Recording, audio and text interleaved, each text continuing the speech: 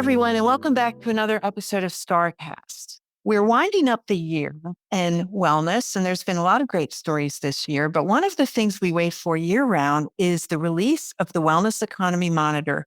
Those numbers are released at the Global Wellness Summit, which happens every year in the fall. It happened earlier, it was this month, November in Scotland. And the senior researchers who are responsible for that data are with us today. So I'd like to welcome Catherine Johnston and Ophelia Young to the podcast. Thanks for joining us. Glad to be here. Thanks, Lisa.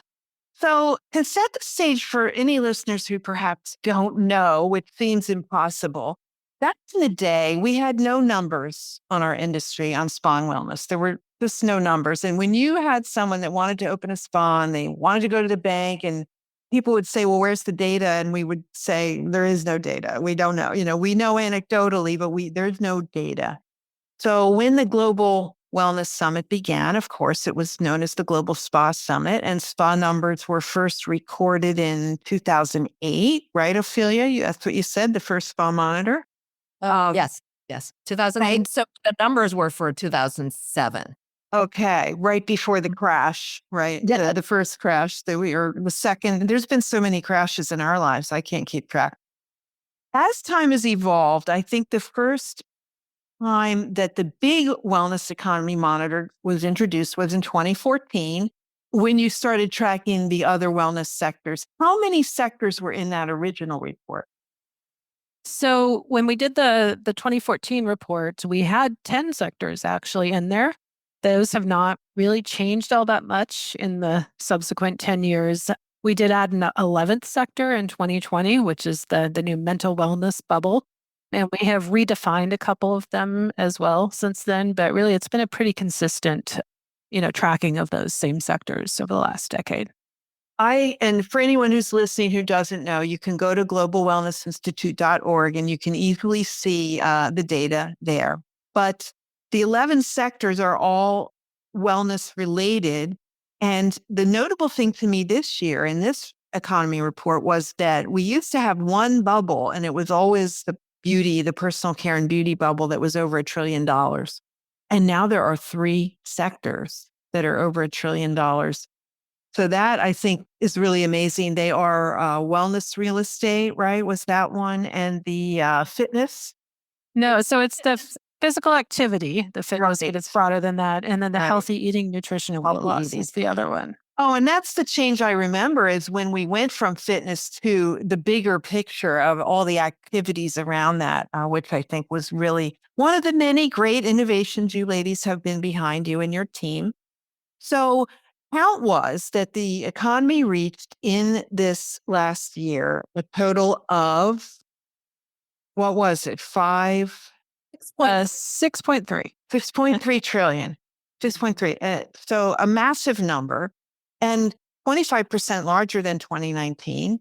And 9 of the 11 sectors that you count have fully recovered from the pandemic. 2019 being sort of that linchpin year when business was booming, and it's always been about getting back to that. And now many of them have surpassed that. The only 2, I think, correct me if I'm wrong, that didn't yet were workplace wellness for obvious reasons. People aren't going into the workplace, and the thermal springs number. But you both think they will recover soon? Yes. So the workplace wellness, as you said, right, like returning to the office in some countries, it's still, right, it's just, we're kind of like staggering that and may not happen fully. But another reason why that bubble has been recovering so slowly or growing so slowly is that wellness in the workplace had really morphed from being programming certain workplace wellness programs being offered in the office to a lot of HR policy and even management policy on how people do their work and how maybe even their workplace is designed. And so a lot of those investments, they're not captured in your traditional HR bubble of workplace wellness programs.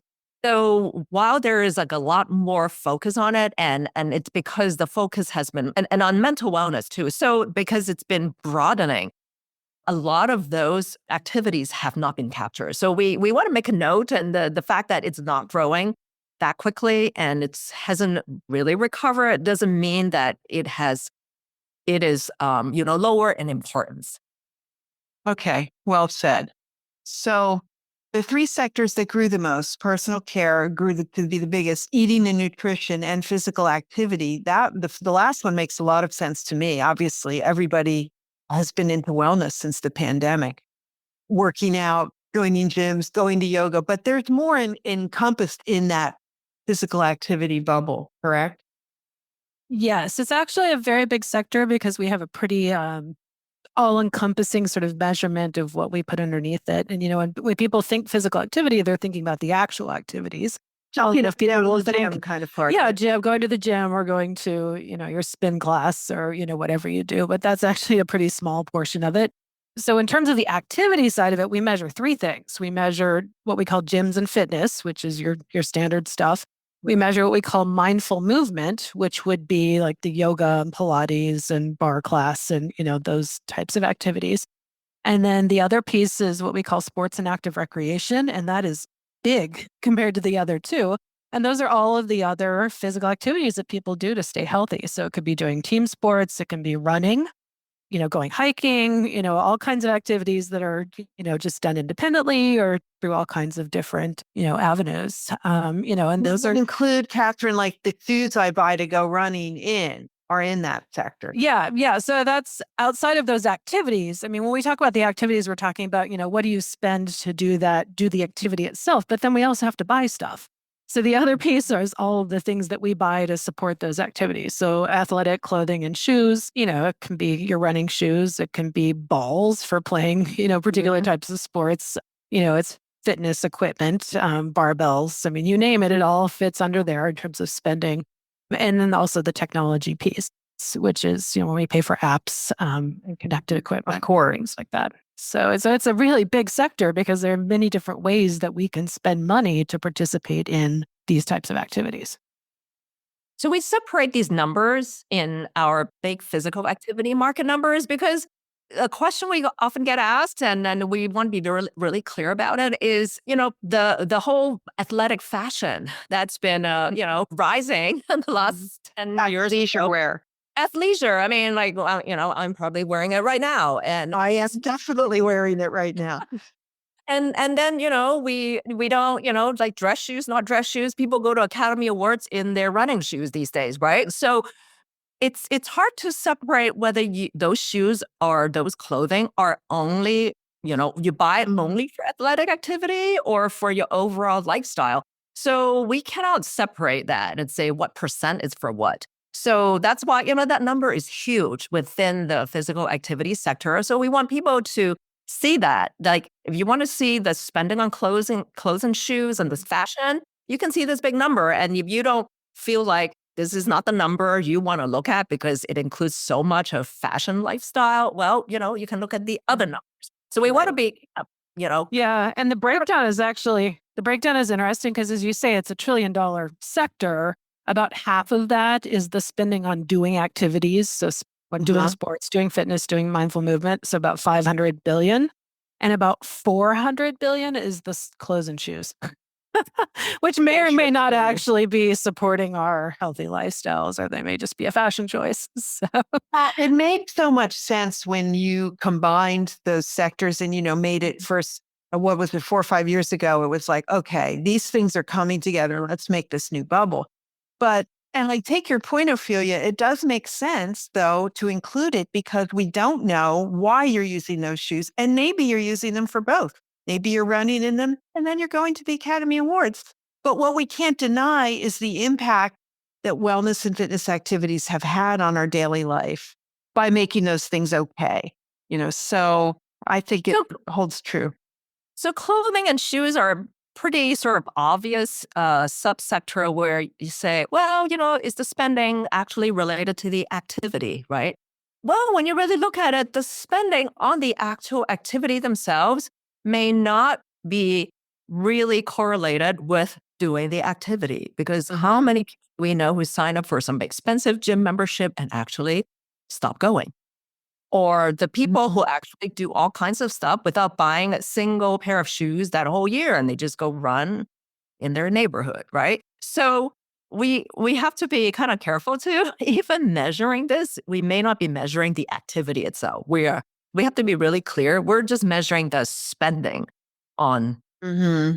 these Yeah. related activities. Yes, it's a point we make in the report a lot, and we made in our presentation at the summit that spending more money doesn't mean we're doing more healthy things. It's sometimes it's related, sometimes it's not. One thing we do in the physical activity chapter in the report is in addition to measuring the dollar amounts, we measure what we call participation rates in physical activity because that is a measurement of are we doing more of these things. And the participation rates have not really been growing. They actually went down after COVID, in 2020. They've slowly creeped back at a global level. They're not back to where they were before. They're not. Interesting. So you think the clothing and shoes expenditures are making up the difference there? Yeah, well, when COVID hit and everybody was, not going to the office and wearing their athleisure, we all spent money on that. But, it's just we have to be careful when we're looking at these numbers, as Ophelia said, about, how we interpret them as, is this a sign that wellness is growing or not? So, No, there's no one solid way, right? But it certainly is great to have these numbers. And the way you ladies do it in this report, I'm holding it up for people who are watching the video. It's a massive report. I mean, 120 some pages with detailed graphs. And you could read this for hours. It's fascinating. And I think back on what we used to have, as I referenced earlier, absolutely nothing, that it really makes you want to dig down into your sector. Well, So thank you for reading it back to back. yeah, I love reading it. It's like bathroom reading, right? So let's talk about the spa sector. Since many of our listeners are spa or spa related businesses, I mean, one of the hardest hit sectors during COVID with almost 40% revenue loss has climbed back to where it was and beyond, and looks like it's continuing to grow. It's one of the sectors that is forecast to continue growing, but it has moved beyond just traditional spa treatment. So can you, either of you, elaborate on what you're seeing in that spa market? yeah, I mean, in terms of the growth, it's, you already painted the picture, but, there were a couple things that were really hitting the spa industry during the pandemic. And one of it is, not being able to do in-person activities. For a while it was prohibited, and then people were wary about going back to places where they had close contact. So of course that takes a big hit. And then you have the tourism issue with borders being closed down and people not traveling. And, a large share of the spa industry revenue is driven by tourists, not all of it. But, the combination of those two things are really what, kept it down. But the market, the spa market in terms of revenues has come back by far. It was I just pulled up the numbers. It was 116 billion in 2019. And then our measurement for last year was 137 billion.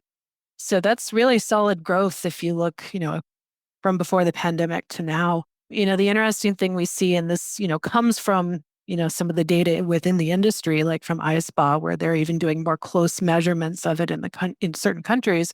The revenue growth does not necessarily mean that people coming to the spa and visits are back as much because there have been a lot of price increases. A lot of price increases. So, yeah. And that's actually not just the spa industry where we see that. It's a lot of sectors. Like for gyms, it's the same thing. Well, there was a little bit of an equalization that had to happen, some of us think, because we weren't charging enough before. And the pandemic sort of made everyone say, okay, we're going to charge what we need to. And many spa businesses raised their prices several times over those few years. So you're right. Some of that growth is probably not visit growth. It's more growth in, what we're charging. But I did want to note that it was one of the sectors with the biggest gain in this report, 2022 to 23, at almost 30% gain. I mean, that's fantastic. Yeah, and that's the final tail of the COVID recovery, that it was spa was down for longer than other sectors. And then once things really opened up in 2022, 2023, and especially across Asia, things kind of roared back to where they were. So that's why you see that huge jump in the data for last year. And I think in terms of the price increase, it's analogous to the hospitality sector. The high end part of the business, definitely there's like the premium pricing, it's pretty, it can be absorbed by the, that customer base, because people are able to absorb a lot of price increase at a certain segment. So I think some of the price increase definitely the growth of the sector is driven by the premium sector. Mhm. For sure. Well, I'm still encouraged that the percentage of forecast growth is continuing to go up. I mean, not at 30% rate, but according to your numbers, the global GDP is projected at 5.1, and the SPA in particular is projected at 6.1 through 2028. So through the next 4 years or so. And we've been happy with that most years. It's coming off of a 30% year. It's a bit of a dip, but hey, it's still going forward. Yeah. And I think we're entering a period where we're beyond the COVID recovery. We're really just seeing sort of like a different trajectory because people are frankly valuing experience more than things these days, right? There's been definitely a shift and people value their mental wellness. So, the spa sector is pretty much the intersection of that, right? And then you need to give yourself some self-care and, your experience. And especially, when it's also done in a social setting, right? Then you kind of get your friendship and your, all in one.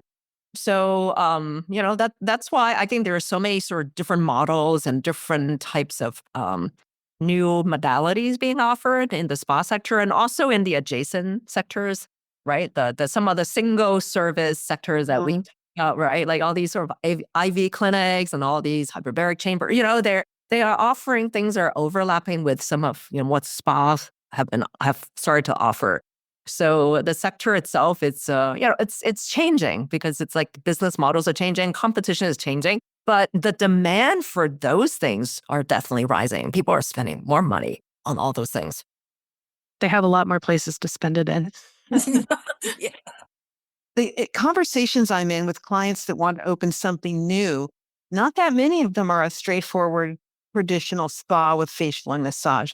Many want cold plunge, sauna, steam room, halo therapy, some kind of mineral baths, these other modalities. And some of them are only that and not the labor intensive massage and facial model. But I know it's difficult to categorize that. And you spoke to that in the notes on the spa sector. So maybe you could elaborate on what you're counting and what you're not, and how you see these continuing to evolve side by side. Yeah, it's a big challenge for us, especially in the spa sector, because things have evolved so much and they're like affiliates And and so so many quickly. business models. Yeah. So, in 10 years, will those traditional spa categories even make sense? Who knows? Will we have to add categories? That remains to be seen. But the way we've been addressing it is we do have a kind of it's a catch-all category that kind of varies by country that we call special spas or other spas. And, when we first started this measurement back in 2008, that was a place where we would capture spa types that were unique to specific countries. So to give you an example, Oh, in, parts of the Middle East, you have the hammam tradition, and many of those hammams have modernized and have added, a lot of spa-like services and would be considered a type of a spa. So in those countries, we measure those under that other spas category. In other countries, it's going to be different things. So the approach we've used is when there are, new sort of niche things that are, like a spa, we will capture them in there to the extent that we can. If it doesn't really fit spa, then it's going to be measured under the bubble that we call traditional and complementary medicine, which is not really medicine. It's really just all of those alternative modalities that people are using to help themselves feel good. So everything from acupuncture to IV to cryotherapy and, all of those things, the consumer spending on that would fit there. in that PCM bubble. Yeah, and honestly, there's no good or easy way to do it. I mean, how you even count we don't, the spas, we measure the businesses and business revenues, and other sectors, we're measuring things different ways. Like for TCM, we're looking at an average consumer out of pocket spending because there's so many types of businesses and places you could spend your dollars on those things. You can't even capture it by the business approach. So it becomes a little more complicated for us. But, we know the spending is growing across the board. Well, I'm sorry we're making it more difficult for you by branching out. But Yeah, it's tricky. And then there's the social clubs, right? Like some of them are kind of like spas, some of them aren't. but they're all kind of wellness. And then the co-working space that are like social clubs, and some of them will have the gym, and some maybe even offer some, alternative medicine or like some modalities, but some not. And it is very challenging. But that means people are, businesses are innovating, trying to create different models and, to offer it in different ways for consumers and in different settings. So it's definitely right. That the pie from the consumer, budget is definitely expanding. But where do you capture that? Well, that is the business question. It creates an identity crisis for the spa sector. And I mean, another tricky one is the bathhouses, which have become really big in the last few years. I would say in general, those are being counted as spas because that's really what they're most closely aligned with. We have a separate bubble for thermal mineral springs, and it's a little tricky because we try to keep that sector very pure to places that have natural sources of hot springs water, geothermal sources. And then, in some places there's other water with special properties that they're using certain mineral contents, things like that. And we do that because the people who work in that sector who use those numbers feel very strongly about, their sector being related to, natural sources of water. So, your new bathhouse models are not necessarily going to fit there, even though it's bathing, because, a lot of the bathhouses just use regular water that they heat up or add things to. So, yeah. And then, and in terms of the consumer, and that this, yeah. But then the consumer's not necessarily differentiating, is this bathhouse I'm going to, natural hot spring or not? Do they care? Some do, some don't. Many consumers have never had access to a natural thermal spring, really, when you think about it. It's not that common. So they might confuse a bathhouse with that, but I think it makes sense what you're doing to keep those in their own sector, because those are unique properties. And they are having their own resurgence, but the bathhouses are different. And even if they don't offer traditional spa treatments, let's say hands-on treatments with a therapist, some do and some don't. But people are going there for that experience we mentioned earlier of feeling better on personal time, whether or not I use my own hour or someone is with me during that, making a treatment for me. So, I mean, bathhouses, it's evolved into, right? It's contrast bathing, right? It's really, most of them have some sort of contrast. It's not, right? It's not just hot water area. Right. And so you can say, they are delivering a wellness modality of contrast, bathing. It is. Yeah. Or they usually have sauna and other Sauna, yeah. Well, I'll tell you something I've found interesting. I live in Philadelphia, and recently I'd say 2 to 3 new apartment buildings have opened within walking distance of where I live. Nice apartments, modern, and they have co-working spaces and they have saunas. And I thought that's fascinating. Like they're appealing to younger people to come rent here, and you have a space downstairs to work and you can use the sauna. And I thought, wow, what more clear sign that spa has infiltrated the masses, right? Than the way it would be more common in Europe. It's common to go to a hotel and there's a sauna somewhere in that hotel, but it's not something that you find here in America. So the European consumers are very, they're much more sort of attuned and aware and used to doing those things because there's such a long history of it there. And, even going back to the hot spring thing, Europeans know the difference. Is it real hot spring? Is it not? Americans don't have a clue. We're speaking from an American perspective here that all of those concepts are very new in this country, and people are just being introduced to them and are not going to be less discerning on the differences, but are also very open to trying all of them. And honestly, I think it's a fabulous shift that's taking place within spas and all of these businesses, these different modalities that are so accessible to people, whether it's the sauna, the bathing, the hydrotherapy circuits. And, I know that, in some spa businesses, they're adding that because it's a good revenue model and it doesn't require the staffing that, having massage therapists does.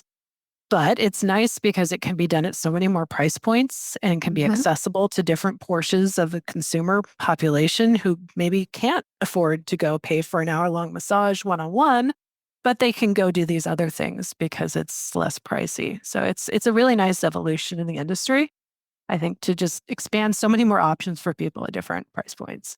Yeah, and for just for a sort of like smoothing out like the usage, because we have heard that, right?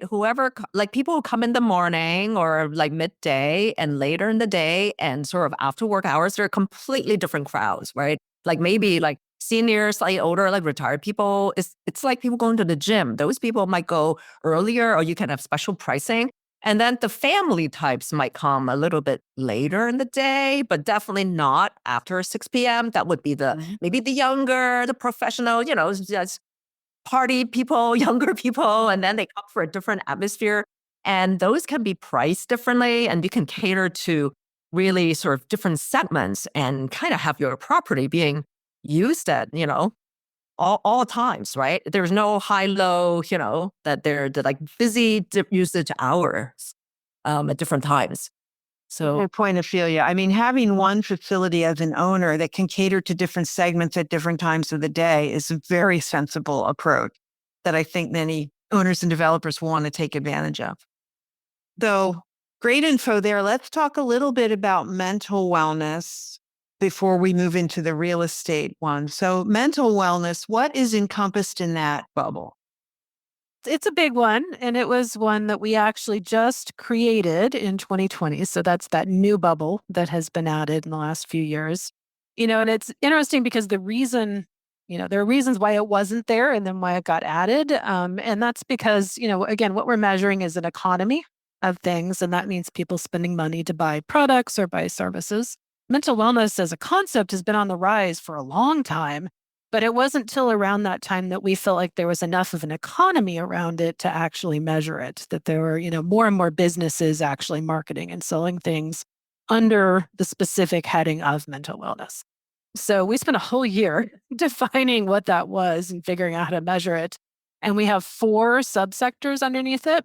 So one of the subsectors is, we call them like brain enhancing nutraceuticals and botanicals, which is a fancy name that's really for a combination of like supplements and vitamins that are targeting, mental health, brain health, energy, things like that. And then also there are so many like fortified and functional foods and beverages now that are also targeting So many. those areas. And we have the legalization of some plant-based drugs like cannabis that are also in that space. So that's one part of it. We have a subcategory called self-improvement, which most people kind of know what that is. You've got the books and the gurus and the self-help groups and all of that stuff, the workshops. Oh, coaching also falls there. And then we have a sector that we call senses, spaces, and sleep. And that's really a combination of all those things that are being sold now that target the 5 senses. So like circadian lights that, help affect, our ability to sleep and how we feel. Aromatherapy for, our sense of scent. Sound machines, probably. Yes. Yeah. Right? Yeah. Okay. So there's all kinds of products that sit there that target the senses, and then also all the sleep stuff, which is kind of related. And that's been an exploding area the last several years. And then the other sector is meditation and mindfulness. That's the smallest of the sectors, but it's the things. I mean, we can meditate without spending money, but what we're measuring there is all the stuff that's being sold now related to meditation. So it's a huge cross section of things captured there. I like the way you've divvied it up, though. yeah.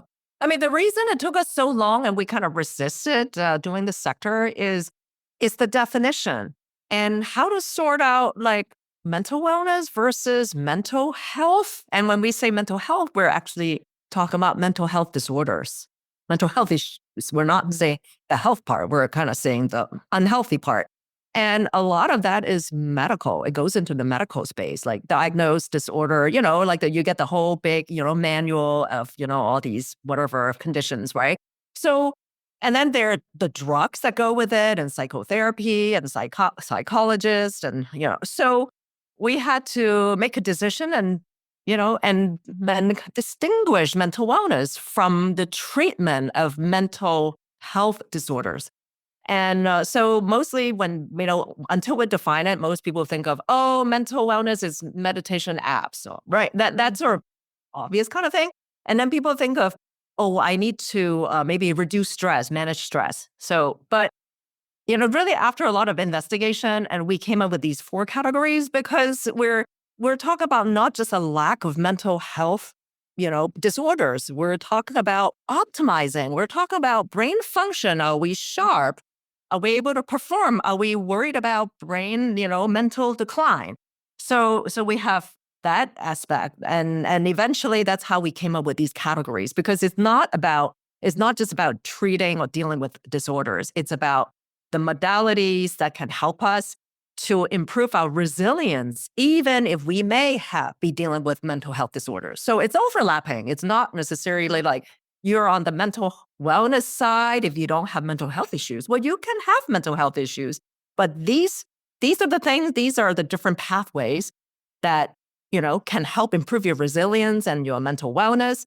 And then from that, that's how we come up with these categories. But we are very clear that these are not the only things that people can do to improve their resilience, mental resilience, because there are many things like religion, spirituality, friendship, gardening. I mean, a lot of those things may not be captured. There's no money involved. Maybe arts, music, practicing music, making music, right? So we want to be clear about there are many, many things, but if we're talking about the economy itself, then these are the businesses that, we can focus on. So, again, No, I love that you said that, Ophelia, because it does help to understand. You can't measure things. You can't measure how people are gardening, right? But we can measure the actions we are taking for mental wellness, which to me means it's before I get mentally sick, right? I can have mental disease, but I want to stay healthy, and I'm taking these actions to do it. And that has certainly expanded from COVID. I mean, as much as any of the bubbles, I suspect. Yeah, yeah, absolutely. I mean, the consumer awareness and the recognition that we need to be proactive to handle our stress and, all these things that we're facing are, loneliness, social disconnection, all those issues have definitely become more in the forefront of people, consciousness and talking about them.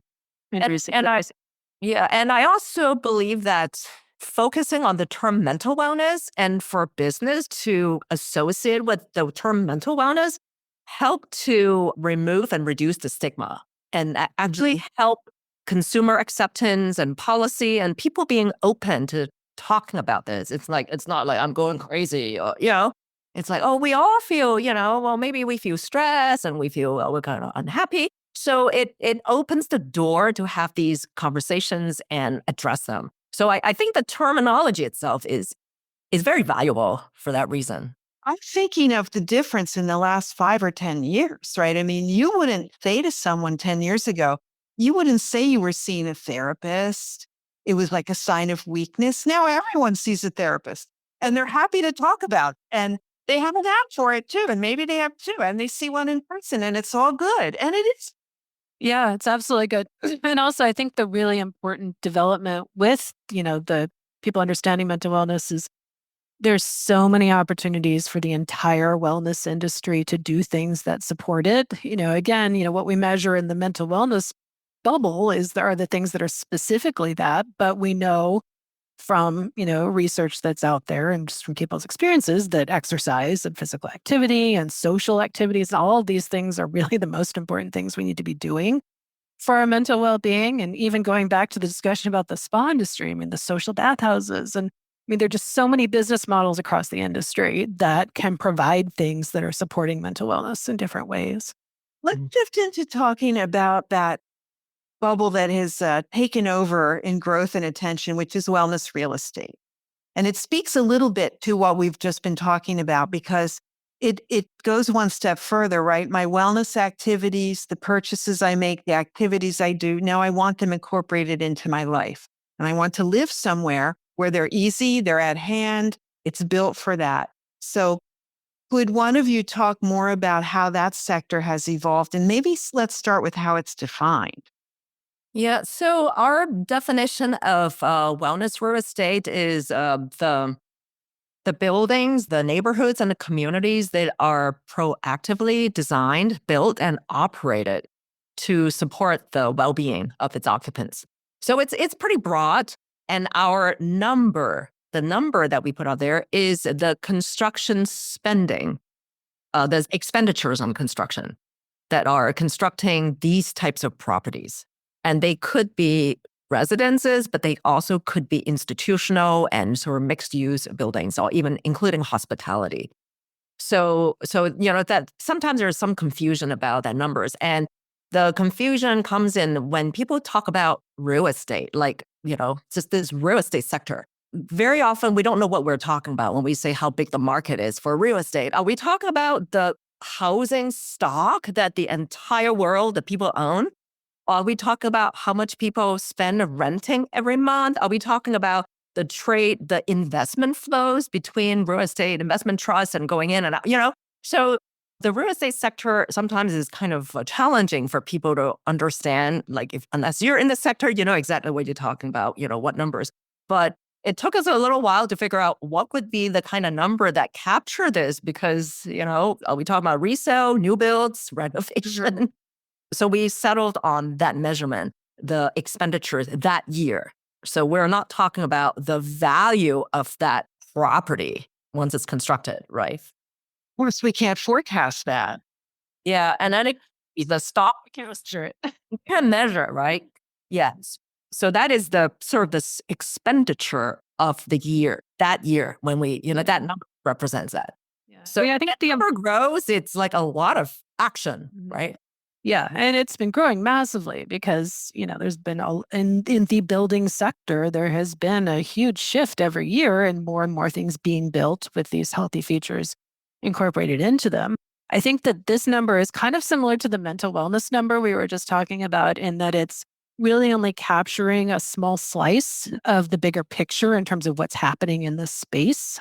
Because what's happening in healthy built environments goes far beyond what we measure in that number that we put on the wellness real estate sector. And it's really, again, another big shift that's been taking place that, even for longer than mental wellness, I would say the last decade or two, of this increasing understanding about how important external environments are for our health, for our, lifespan, and for, all of, whether or not we get sick and chronic disease. I mean, where we live and what we have access to shapes that immensely. And I think the recognition of that is, and, it grew a lot during COVID too, that understanding. But, that recognition has been so important, because I think one of the things that the wellness industry continues to get a bad rap for is the idea that it's, very exclusive. It's only for wealthy people, or it's like selling a lot of things saying, you have to fix yourself, you just need to go do more of these things and then you're going to be better. And, well, for most people, that's not true. And when we look at the built environment aspect and communities and the things around us, it really, shapes an understanding that, it's not always in our control to fix those things or to change our behavior. And that's really what that topic is all about. Development have to be considered wellness real estate? Like, what would be some of the things you would look for to include it in that category? Well, it's so broad and diverse. We don't have a checklist because you can't. And it's really going to depend on, first, what type of property it is and where it's located and the cultural and country context. But the way we look at it, and, if we're doing case studies about properties or whatever, we look for, essentially, has it been designed, built, or is it running with intentional wellness features that are addressing the different dimensions of wellness? So are there things there that are shaping our physical wellness in terms of either exercise or the air we breathe, or, environment? Walking trails. Yes. Are there intentional features that help our mental wellness? Are there things that support social wellness, that are encouraging us to get to know our neighbors, to connect with people, to not be isolated? It can include environmental and sustainability features, because that overlaps with, planetary health, people's health. So there are all kinds of different dimensions that can be layered in. Some places focus on one or two of those, some focus on all of them. You don't have to do all of it, but it's really, are you doing intentional things that are meeting the needs of the residents or the people in the building that are actually living or working or operating there? It's a fuzzy definition, but Yeah.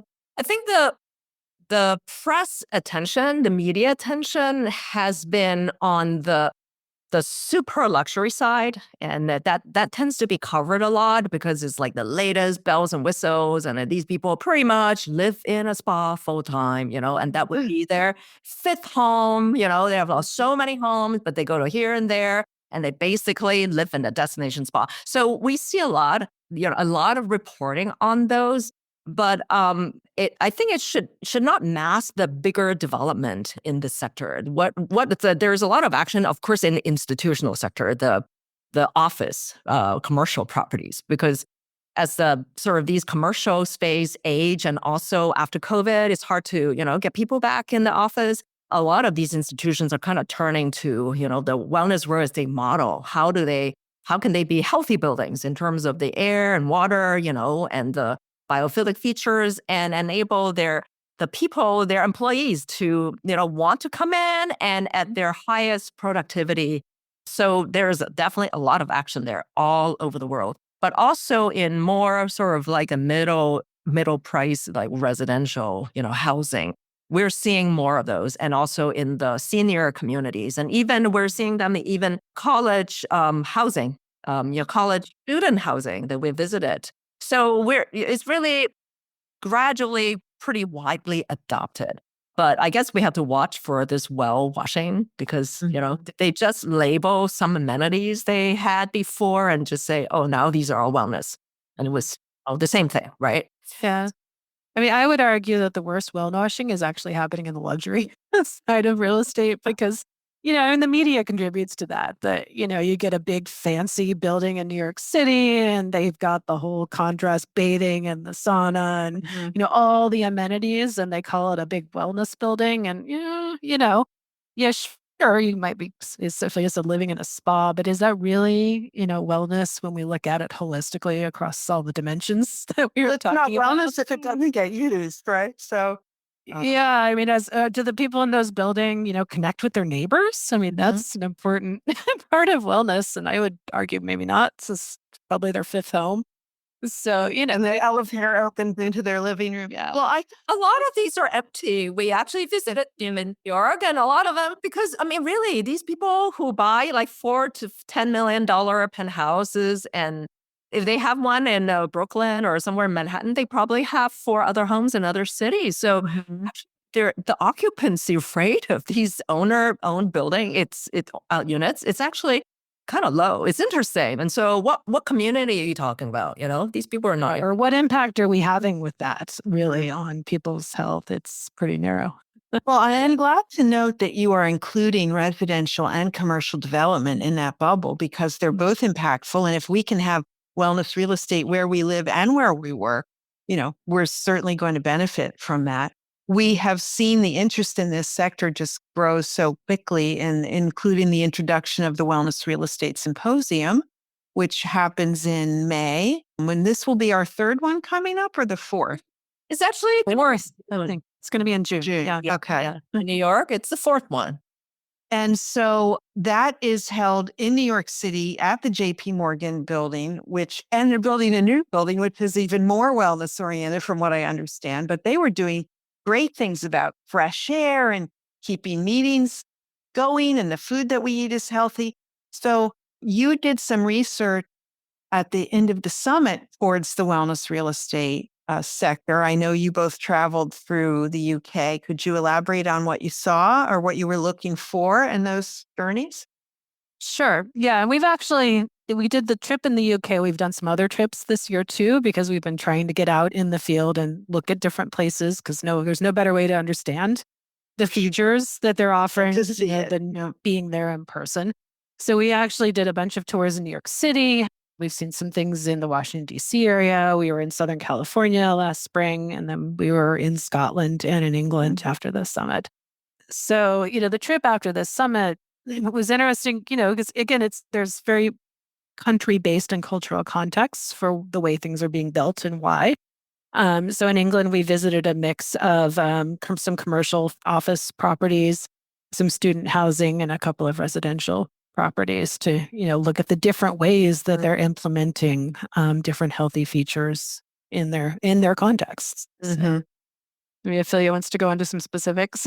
I mean, I don't know. We're going to write this up as one of these studies, but in in UK compared to the US, there are a lot more older buildings and older neighborhoods, and so it is it is a challenge to figure out how to honor the legacy of certain building. Which had, we visited, like, for example, we visited this university building at the University of Edinburgh, which it's now called the Futures Institute. It just opened, but it was a hospital from 150 years ago, and it kind of became derelict, and nobody knew what to do with it for about 20 years. And it had a big history, and the people in Edinburgh, everybody had a story about the grandparents being born there or somebody. It's a very important building. But how do you honor the legacy and turn it into a building that is health enhancing and also serve the community? So yeah, we toured with one of the architects. So it was just very interesting to see, right, some of the architecture features and sustainability features and how they try to redesign it so that it will serve a different population, and also being able to the student population, but also being a building that served the community. So that those are some of the things that we may not see in the U.S. Get something so old with such legacy. That's a great point you make, Ophelia. I think outside the US, people do not move as often, and they are often in homes or towns where they grew up and they stay there. And the buildings have a different feeling for them, a relationship. They're really attached to their building in a way that I think we don't see as much in America. But happily, you two and your teams are out there making this data global. It's because, as we all know, when we try to look at data on anything, we've got lots of numbers in the US. We measure and count everything here. But when you try to see what another country's doing, not so good. Yeah, absolutely. And also, the context is very important, because when it comes to real estate in the built environment, the US is in many ways done the worst of anywhere in the world in terms of creating unhealthy places that are car dependent and disconnected, and poor building practices, and all of that. And let's tear them down in 20 years. And it's like, Yeah. And then we're spending a lot of money to then create these healthy places to fix what we didn't do. We're buying the devices to filter the air. We got air pollution. Now we don't. That's right. You have better air. We can't fix the air pollution, but in many ways, the growth of this sector is reflecting the failure of government policy to do the right thing to begin with. So in other places in the world, in Europe, they have had better building practices all along than the US has. And so the needs are different there than they may be in this country. The fascinating sector, and we'll all be better for it if the buildings we live in can support a healthy lifestyle with more walkability, stairs that you can reach, windows you can open, natural light, etc. I mean, the list goes on. Let's wrap up by talking about the wellness sector in general. I mean, this report shows that the whole amount of money being spent, the 6.3 trillion, forecast to go to 9 trillion by 2028, amazing numbers, and is now larger than the pharma industry, the sports industry. What's fueling this trend, and when do you think it may slow down? I mean, it's been accelerating before COVID, and COVID kind of put a dent in everything, but pretty much is on a different, even more accelerated trajectory, since then. And this is a global phenomenon. I think now people are assuming they will live longer, but we're talking about health span. Nobody nobody used that term even 5 years ago. It just starting now, it's just health span. Everybody's not only talking about longevity, just how long you're going to live. You want to live healthy. You want to have that, be able to be mobile and enjoy life. So I think really one word, health span. And now, I'm sure it's translated into all kinds of language, and they have a term for that in every country and culture now, because that is like a universal value now. Regardless of, all these other divisive, whatever thinking, politics, it's a universal value. Wellness is a universal. Who wouldn't want to have a long, like a span of life where you're healthy, right? So For sure. Yeah, it's going to continue to take up more and more of our budget. That is for sure. And I think the one danger right now is sort of in the global economy where you really have, the bifurcation of income and wealth. So there are people who are really living more and more in a subsistence level. So that is where that those people will not have a lot of money on all these wellness spending. Mm-hmm. So I think actually the big constraint or risk in the future is really having the wellness economy getting skewed more and more to the wealthiest, 10%, 1%. And then we're just going to looking at something where it won't have that much impact on well-being, global well-being, but only on. Oh, right. Yeah. So I really sort of, as an economist, I'm seeing like, in markets, like you just count on these people to spend what, like $500,000 a year per person? Or you're looking at these other people who do they have $500 a year to spend on this? So I don't know how the math will shake out eventually, but that's one risk I see. Otherwise, I feel like it's value driven right now. That this is what everybody wants. Well, I love that it's growing faster than the global GDP. And you noted also that the wellness economy is now 60% of the size of all global health expenditures. That's an eye-catching number because we know, especially in the US, how much is spent on healthcare. But now it's like people have learned that they can mitigate those results by spending and acting in a wellness-oriented way to avoid having to spend on healthcare. And that's a trend that we could certainly all benefit from having it continue. Yeah, for sure. I mean, it's kind of like real estate. Again, the spending is a reaction to failures. And, at least in the US, the high costs and the increase in spending is, a lot of the wellness spending is reactionary. People are upset that they're not getting the care they need. It's not helping their problems. They feel like they have to take matters into their own hands. So, it's good and bad. Well, I guess what we have to work on now is spreading it more globally, to your point, Ophelia, because North America, Asia Pac, and Europe account for 90% of this wellness economy that we're talking about. South America is not on the list, Central America, Africa, right? So those places, Middle East, definitely need to get more focus on that, but that's difficult to say how we could make that happen. Yeah, and those relationships are again very much related to wealth and income. That, in the wealthiest regions of the world, we see the highest amount of spending.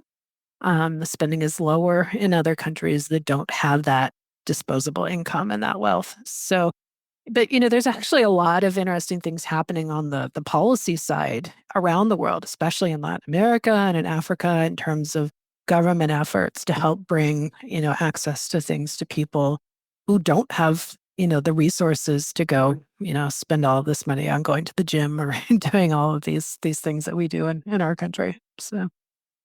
Well, I'm feel fortunate that at least for the three of us, we work in this industry and that it's becoming ever more vibrant and growing. It's just great. And we appreciate all the efforts of economists like you to define it for us. So thanks again, Ophelia Young and Catherine Johnston, Global Wellness Summit Institute economists, for joining us and for sharing your amazing knowledge with the listeners. Thanks, Lisa. It's always fun chatting. Thanks again.